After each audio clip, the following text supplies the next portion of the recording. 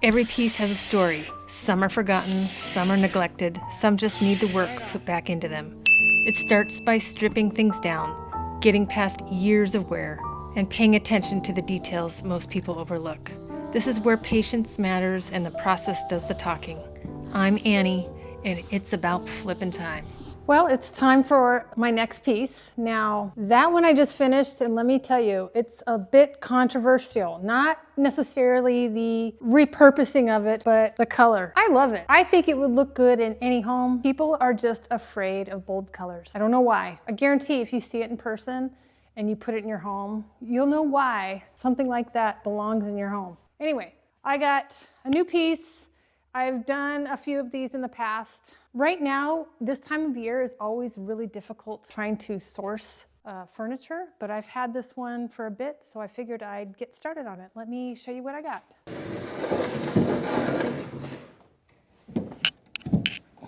Let's do this. Be smart to go there.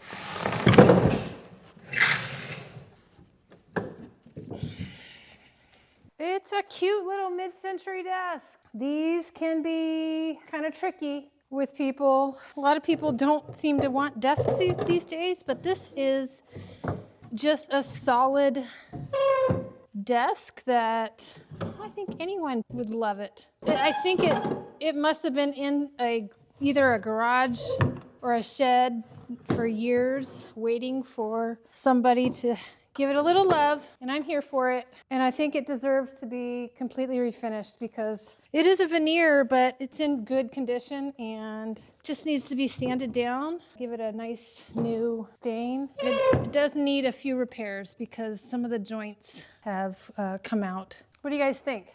Is it worth saving? I think so. So you guys know what's next, right? Let's do this.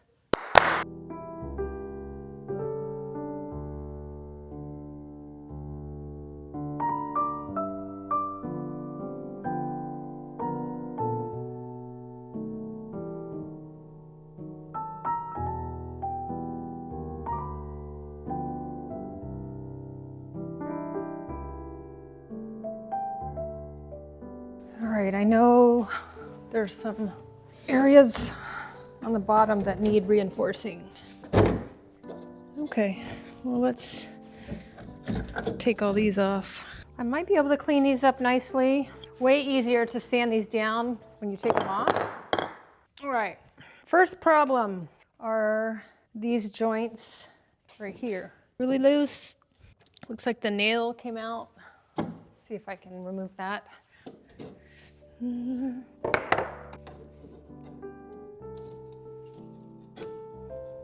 Easy enough. Okay, let's get some glue. Whoops. Really coat that good.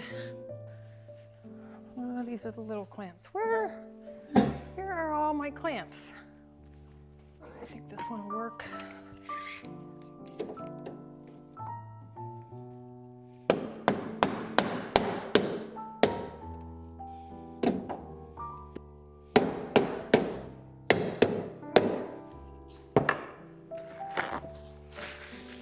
Put a different nail in there. I think that's in there pretty good. We'll just leave that on for a bit. Maybe I scrape first. Let's see. Yeah.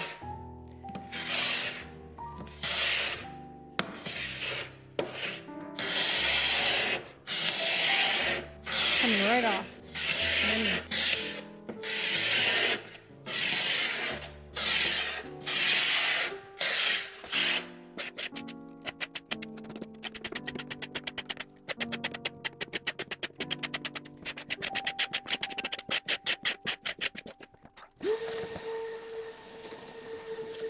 Gotta mask up, and you guys know, base camp mask. I've got this option that will go around your hat. It's very comfortable, doesn't fog up the glasses,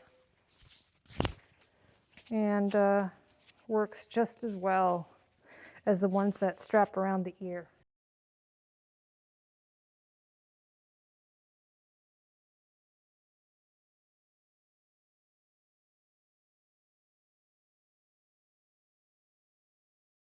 every time I finish with that 120, I like to wipe it off and go in with a 220 and do it hand sanding.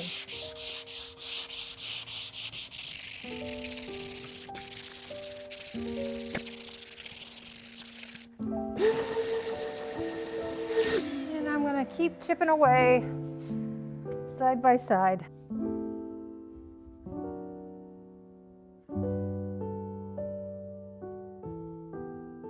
Before I reach for any chemical stripper, I always like to slow down and see what I'm working with. On this piece, the finish was already dry, brittle, and breaking down. That's usually a good sign that scraping can do most of the heavy lifting. Scraping gives me a lot of control. I can feel how thick the finish is, how the wood underneath is reacting, and whether there's veneer I need to be mindful of. It also keeps things cleaner and lets me work into tighter spots without flooding the piece with chemicals. Once the bulk of the finish is off, sanding becomes about refining, not fighting layers that didn't need to be there in the first place. Every piece is different, but this one just told me it wanted a slower, more hands-on approach.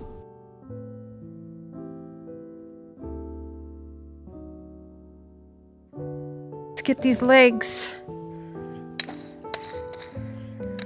sanded.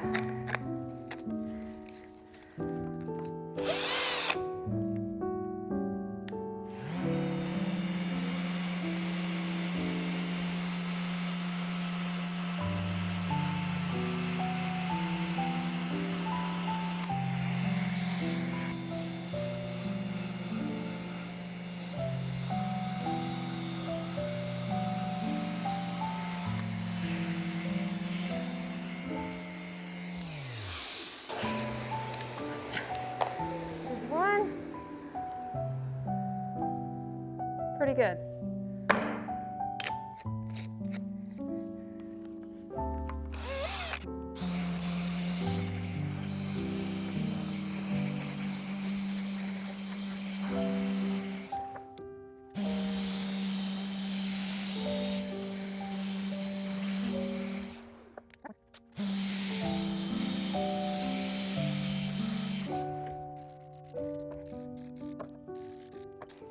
I need to always pick up after I work, otherwise this place can get crazy, filthy, and I love a clean workshop.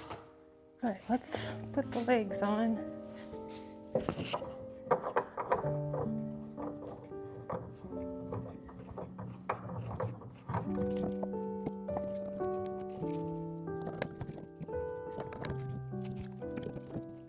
think I'm ready for some preconditioner and a stain. Lots of productive work today. I'm gonna put some pre-stain wood conditioner on first.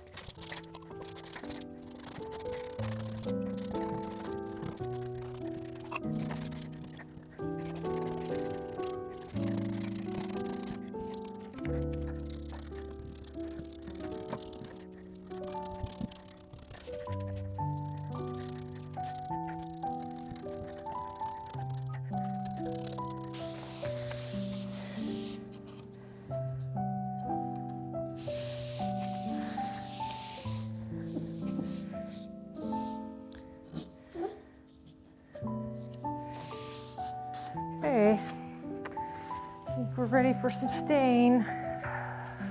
Let's do this. Should we go over here?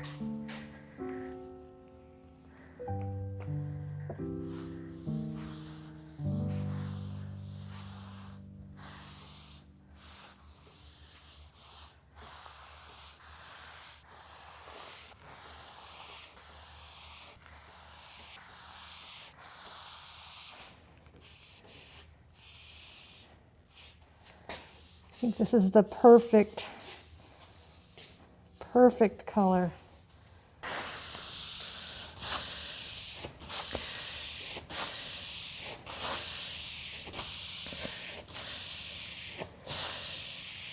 Pretty.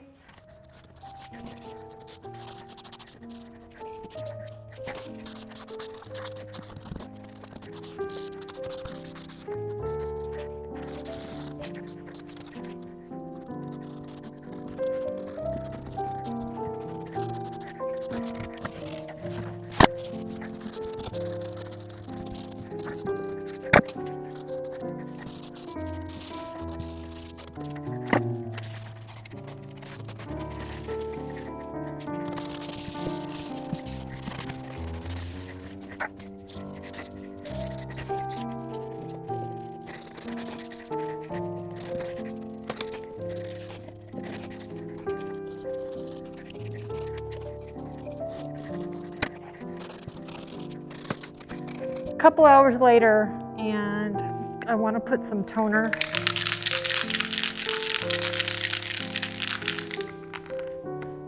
This stuff is amazing. It'll help kind of even it out a little bit.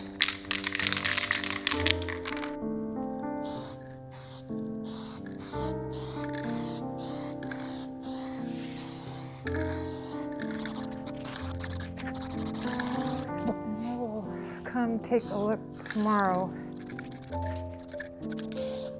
And the reason why is the wood is, they've got some different species of wood on here.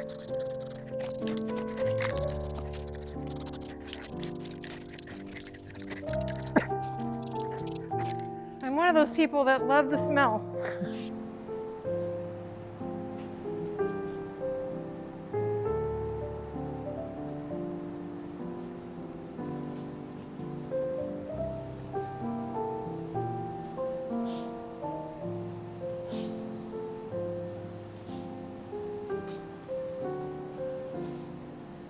For the top coat, I'm using General Finish's Armor Seal. It's a durable, oil-based finish that adds protection without taking away the warmth of the wood. It levels beautifully, deepens the tone just a bit, and gives the surface that soft, natural glow.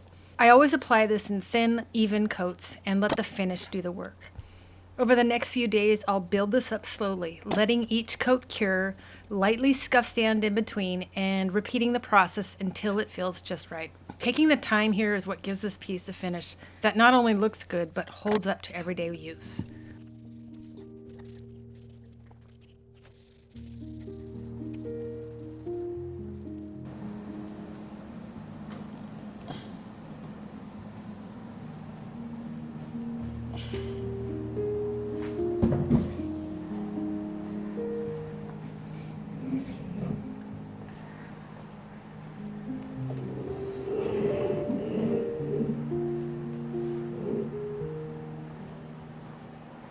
And here we are, the final details. Before anything goes back together, I like to condition the inside of the drawers. It refreshes the wood, helps them glide better, and gives the piece that finished from the inside out feel. It's one of those steps you don't always see right away, but you feel it every time you use this piece. I also chose to reuse the original hardware. After cleaning them up, they just felt right. It's part of the story this piece already had. Sometimes those small details are what keep a restoration grounded.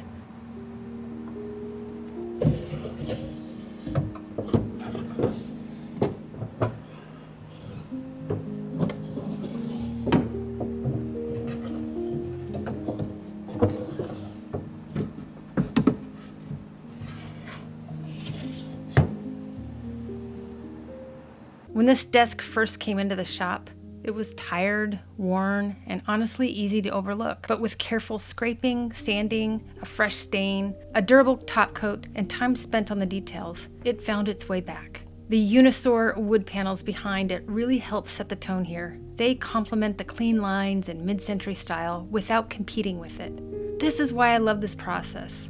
It's not about rushing to the end, it's about giving a piece the attention it deserves. Thank you guys so much for spending a little time with me today, and if you enjoyed this restoration, make sure to like, subscribe, and I'll see you in the next one.